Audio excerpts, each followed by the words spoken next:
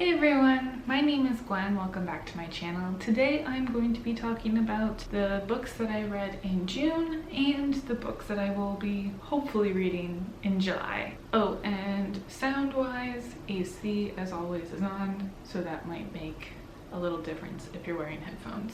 But let's go ahead and start talking about these books. The first book that I finished this month was A Time of Courage by John Gwynne. It is the last book in the trilogy of Blood and Bone, and I really enjoyed this final book.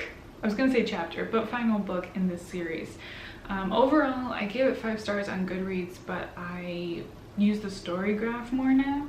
Totally go and visit the story graph if you have not already. And on the story graph, I gave this book overall 4.75. I think overall this book did what I wanted it to do. It fully came to conclusion for all the stories, all the arcs that happened within the Faithful and the Fallen and of this trilogy of Blood and Bone. I think the only thing I had an issue with was I felt like I was missing something from the story, and as I've been reflecting since I've read it and finished it, I think what I'm missing is the friendships being more full, more well-rounded, and there is a relationship in here that I felt somewhat forced to happen and not necessarily felt as easygoing and gentle as what happened in The Faithful and the Fallen with a lot of relationships. So I think the ending of this book was great. I think the battle that happens at the end was a fantastic job to an end of a villain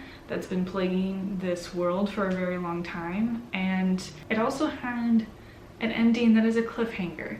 So John Gwynne says at the end of this book that this is the last one he's going to be writing for now, but he said maybe eventually he'll come back to this world, but there's definitely a cliffhanger. So I'm just curious. I think you're going to be coming back to this world, but I did overall enjoy this trilogy a lot, and I highly recommend reading both The Faithful and the Fallen and Of Blood and Bone. Okay.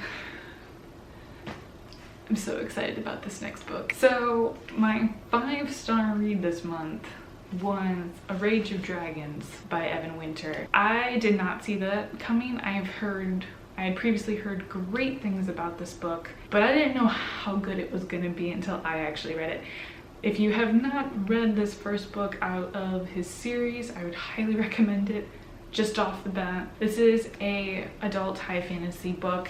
It is very fast-paced, it is gruesome in some parts, and it's a whirlwind all the way up until the end, from the prologue to the end, and I enjoyed it so much. Some things to point out if you want to know a little bit more about this book series. There is pretty much one main POV, and I don't know how to pronounce his name, so I'm just gonna put it here. I kept on pronouncing it Tao in my head, but I know that's not the pronunciation because that'd be T-A-O, but I don't know how to pronounce his name. I need to still I think I need to hear Evan himself say his name. So we follow him through his beginning stages of joining the military in this world.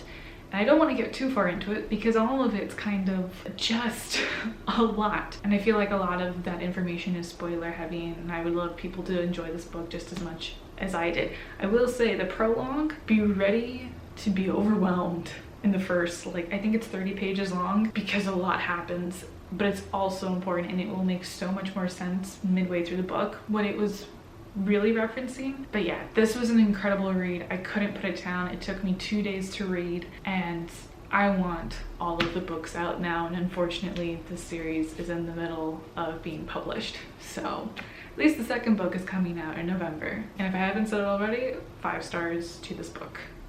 It was incredible. Okay, so this last book was not great, and finishing the month out with a book that just fell flat isn't the greatest feeling in the world. I'm glad I tried it, but it just didn't work out.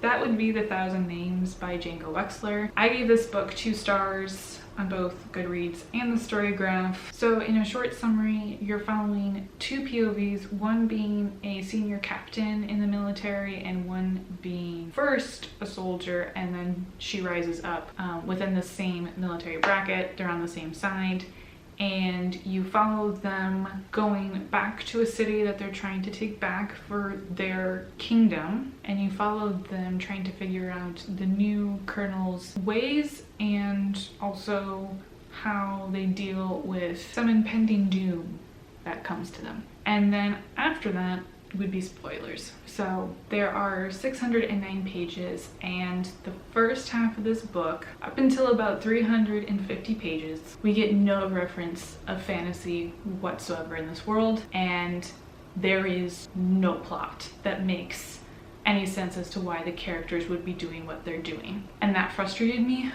so much. It felt like, why am I here as a reader? Why am I reading this part of the story? It fell flat. It really, really did. And that first half, what it focuses on way too much in my opinion, and I need to preface this with saying I thought I liked strategy, but this book shows me I may not.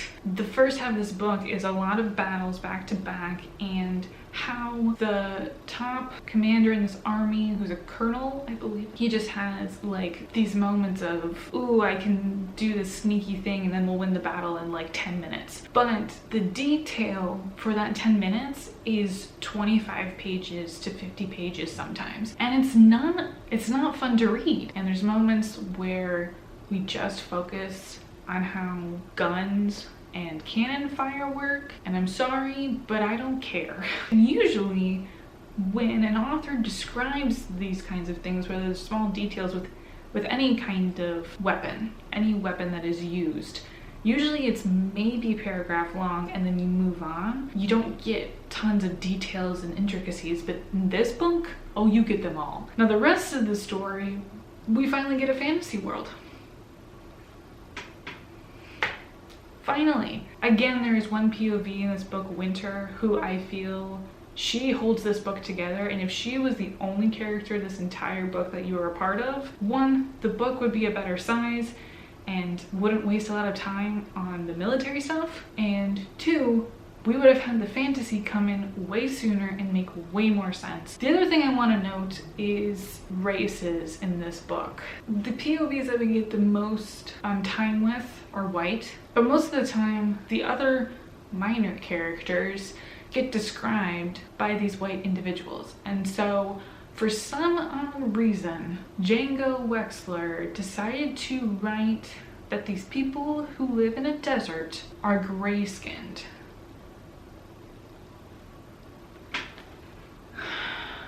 Who is gray-toned at all as a human being when I am guessing all of these characters are humans because there's been no other races that have been added to the world in 600 pages? And you're telling me a group of people who have lived their entire lives in the desert are gray-skinned. And I find that to be a red flag, which again marks it down to 2 stars. It could be even lower, to be honest, if I keep really at it, but like, Winter is the only saving grace in this book, and it should not be down to a character to make me move on and keep reading a series. It should be down to more than that. So those are the books that I read in the month of June, and now I'm going to do a small TBR in case you are interested to see what books I plan on reading in the month of July. The first book I want to get to is The Poppy War by R.F. Kuang. I just have heard so many good things that I impulsively bought the second book, and I cannot wait to jump into this book. Hopefully I will get it to today. That's my plan. The second book that I want to read is actually something a little bit out of my genre comfort zone, but my mom and I were in a bookstore and we saw this, and I was like, I really want to read that book. I've heard such great things about it. And she was like, me too. So once I'm done, she'll be reading it as well. And it's The Vanishing Half by Brit Bennett. And I'm very, very excited. And also congratulations to Brit Bennett for getting a 7-figure deal with HBO to making this a show. Congrats, that's incredibly, incredibly awesome. The 10,000 Names was a book that I've been on my TBR for a very long time, so I'm still trying to work through the books that have been on my TBR the longest. And one of those books is actually a book that I completely forgot when I reviewed on my Goodreads which one had been the longest. It was actually some short stories about some side characters from the Malazan Book of the Fallen series. So I'm hoping to get to Book Lane and Corbel Broach's short stories. This is the first grouping of 3 short stories, and then there is a second one that hopefully I will get to as well, and I can finally get these off of my TBR. So that is it for my June wrap up and my July TBR. Let me know if you're interested in reading any of the books that I did. Also let me know if you have read already any of the books that I'll be reading for July. I'm really excited to talk to people about them. And as linked always down below are the Black Lives Matter movement information, along with another card that has more information on other situations happening around the world that do need our help, be it donations or signatures. And also links to more GoFundMes are down below that you can go help as well if you can. Also linked down below are my social media links if you'd like to follow me anywhere else. Thank you so much for watching, and I will see you in my next video. Bye!